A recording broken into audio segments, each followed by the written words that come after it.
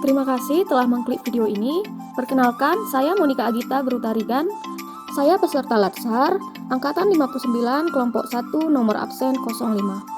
Kali ini, saya akan menjelaskan etika publik dengan metode mind mapping. Berikut sudah saya sediakan mind mapping tentang etika publik, di mana akan dibahas pengertian etika, pengertian kode etik ASN, definisi dan ruang lingkup etika publik, bentuk-bentuk kode etik, dan implikasi kode etik dalam pelayanan publik. Sebelum membahas lebih jauh, kita harus tahu apa itu etika. Etika merupakan refleksi perilaku baik atau buruk, benar atau salah, yang harus dilakukan atau bagaimana melakukan yang baik dan benar.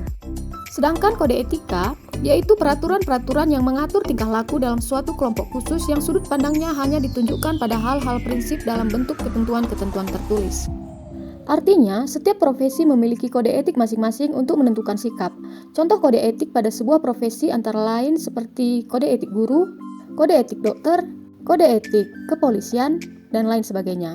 Karena saya bekerja di bidang pendidikan, yaitu sebagai seorang guru, saya menerapkan kode etik guru, yaitu melaksanakan semua kebijakan dari pemerintah dalam bidang pendidikan, menjaga hubungan seprofesi, setia kawanan sosial, serta semangat kekeluargaan, dan dituntut harus memiliki wawasan yang luas, serta mampu untuk memanfaatkan fasilitas yang ada dalam rangka mewujudkan manusia seutuhnya sesuai dengan visi pendidikan nasional.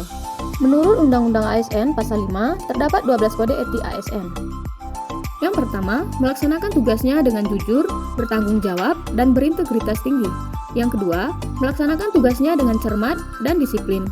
Yang ketiga, melayani dengan sikap hormat, sopan, dan tanpa tekanan. Keempat, melaksanakan tugasnya sesuai dengan peraturan perundangan yang berlaku. Yang kelima, melaksanakan tugasnya sesuai dengan perintah atasan atau pejabat yang berwenang sejauh tidak bertentangan dengan ketentuan peraturan perundang-undangan dan etika pemerintahan. Yang keenam, menjaga kerahasiaan yang menyangkut kebijakan negara. Yang ketujuh, menggunakan kekayaan dan barang milik negara secara bertanggung jawab dan efektif serta efisien. Yang kedelapan, menjaga agar tidak terjadi konflik kepentingan dalam melaksanakan tugasnya. 9. Memberikan informasi secara benar dan tidak menyesatkan kepada pihak lain yang memerlukan informasi terkait kepentingan kedinasan. 10. Tidak menyalahgunakan informasi internegara, tugas, status, kekuasaan, dan jabatannya untuk mendapat atau mencari keuntungan atau manfaat bagi diri sendiri atau orang lain. 11. Memegang teguh nilai dasar ASN dan selalu menjaga reputasi integritas ASN. Dan yang terakhir, melaksanakan ketentuan peraturan perundang-undangan mengenai disiplin pegawai ASN. Definisi dan ruang lingkup etika publik. Etika publik merupakan refleksi tentang standar atau norma yang menentukan baik atau buruk, benar atau salah, perilaku, tindakan, dan keputusan untuk mengarahkan kebijakan publik dalam rangka menjalankan tanggung jawab pelayanan publik.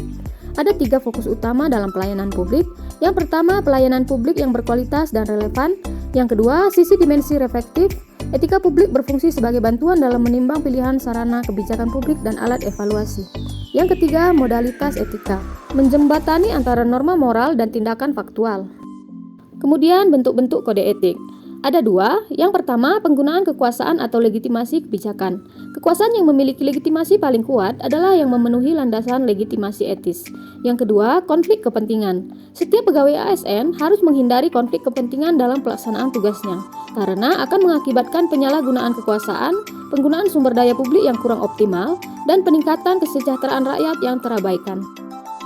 Selanjutnya, implikasi kode etik dalam pelayanan publik.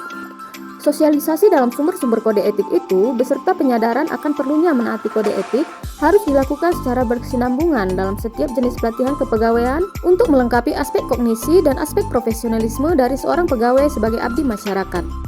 Demikian pemaparan saya tentang etika publik, semoga bermanfaat dan terima kasih.